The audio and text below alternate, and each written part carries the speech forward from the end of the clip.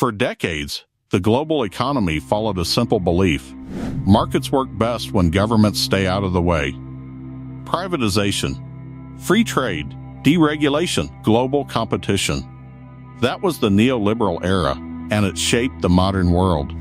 But in 2026, something is changing. Governments are coming back into markets aggressively. Not quietly, not occasionally, but directly shaping industries, companies, prices, and entire supply chains. And this shift is rewriting how capitalism itself works. We are entering a new economic era, one where governments are not just regulators of markets, they are participants inside them. They are investors, they are price stabilizers, they are industrial planners. They are even competitors to private firms in certain sectors. And the impact of this transformation is already visible across the world economy. The end of the hands-off economy. For decades, economists promoted the idea that free markets, when left alone, produce the best outcomes. This idea led to privatization of state industries, deregulation of financial markets, free trade agreements across continents, mass outsourcing of manufacturing, and global supply chain integration. This system worked well when global conditions were stable, but over the past decade, stability has disappeared. The world has experienced a global pandemic, supply chain collapses, energy shocks, geopolitical wars, high inflation cycles, financial instability, and technological disruption. Each crisis exposed the same weakness. Markets alone struggled to respond fast enough. So governments stepped in. At first, it was temporary. Emergency stimulus packages, central bank interventions, industry bailouts. But over time, intervention became normal. And now, in 2026, it is becoming permanent. Why governments are expanding their role? There are several powerful forces driving this shift. 1. Global instability has become structural. In earlier decades, crises were rare. Now they are constant. Energy shocks in one region affect global prices. Wars disrupt global shipping routes. Technology restrictions reshape entire industries. Climate events damage supply chains. Markets are no longer operating in predictable environments. So governments are being forced to act repeatedly, and each intervention sets a new precedent for the next one. 2. Economic security is now national security. One of the biggest changes in modern economics is the merging of economics and geopolitics. Countries no longer see industries as purely economic assets. They see them as strategic weapons. Semiconductors, AI systems, energy infrastructure, defense technology. These are no longer just industries. They are national power systems.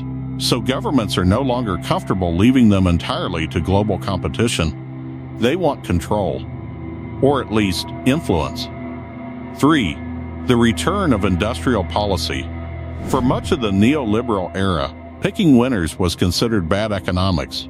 Governments were supposed to stay neutral, but today, that idea is fading. Countries are actively supporting specific industries through industrial policy, a strategy where governments guide economic development by targeting key sectors. This includes subsidies for chip manufacturing, tax incentives for green energy, direct funding for AI research, support for domestic factories, restrictions on foreign competitors. Instead of letting markets decide everything, governments are shaping the direction of economic growth. 4. Public pressure is forcing intervention. Another major driver is political reality. Citizens around the world are facing higher living costs, expensive housing, energy price volatility, job insecurity, wage stagnation. In response, governments are under pressure to act. People don't want abstract economic theories. They want stability. They want affordability. They want protection from shocks. So governments intervene more aggressively to manage prices and protect households. The new tools of government power in markets. Modern intervention is far more advanced than in the past. Governments now use a wide range of tools: direct subsidies to corporations. Strategic equity investments, export restrictions on critical goods, import tariffs and trade barriers, price controls in essential sectors, government-backed loans and guarantees, central bank market operations, public-private industrial partnerships. In some cases, governments are even taking partial ownership of companies or industries. This is no longer just regulation, it is participation. Technology, the front line of intervention. Nowhere is this shift more visible than in the technology sector. Technology has become the foundation of modern power, and governments understand this clearly, so they are intervening heavily in semiconductor production, artificial intelligence development, cybersecurity systems, cloud infrastructure, advanced manufacturing. Advanced chips are especially important because they power everything from smartphones to military systems to AI models. So governments are actively trying to secure supply chains. They are funding domestic factories. They are restricting exports of advanced chips to rivals. They are forming alliances to control critical technology flows. This is not just economics anymore, it is technological geopolitics. Energy markets and state control. Energy is another area where government intervention is rapidly increasing. Energy shocks in recent years have shown how vulnerable markets are to disruptions. When energy prices spike, inflation rises, production costs increase, transportation becomes expensive, households struggle. So governments often step in to stabilize prices. They may subsidize fuel costs, cap electricity prices, tax energy companies during profit spikes, invest in national energy reserves, support renewable transitions. This represents a major shift away from fully free energy markets. Because energy is now seen as too critical to leave entirely to global price fluctuations, financial markets are becoming managed systems. Even financial markets are no longer fully independent. Central banks play a huge role in modern economies. They influence interest rates, bond yields, liquidity in financial systems, emergency lending programs. During crises, central banks often step in directly to stabilize markets. This creates a situation where financial markets are heavily influenced by state institutions rather than purely private forces. Recent global debt concerns and bond market volatility have further increased central bank involvement in economic stabilization. The rise of strategic competition. One of the biggest reasons for increased intervention is global rivalry. The world is increasingly shaped by competition between major powers. The United States and its allies on one side, China and its partners on the other. This competition affects trade policies, technology access, manufacturing supply chains, investment flows, energy security. As rivalry increases, governments are less willing to rely on global markets for critical industries. Instead, they prioritize domestic control and trusted partners. This is fragmenting the global economy into competing blocks.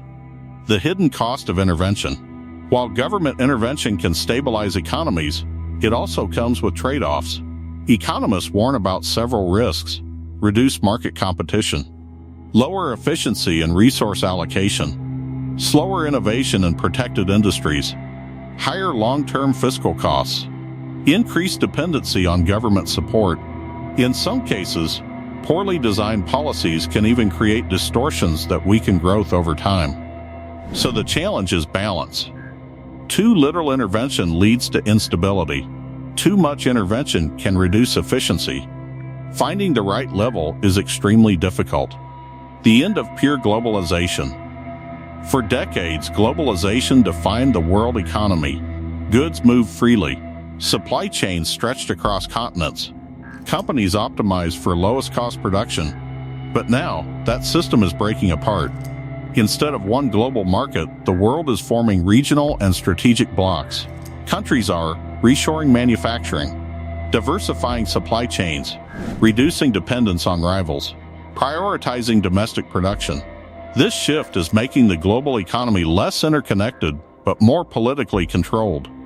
Climate and crisis economics. Another reason governments are intervening more is climate-related disruption. Extreme weather events are increasing. Floods, heat waves, droughts, wildfires. These events damage infrastructure, reduce agricultural output, and increase insurance costs.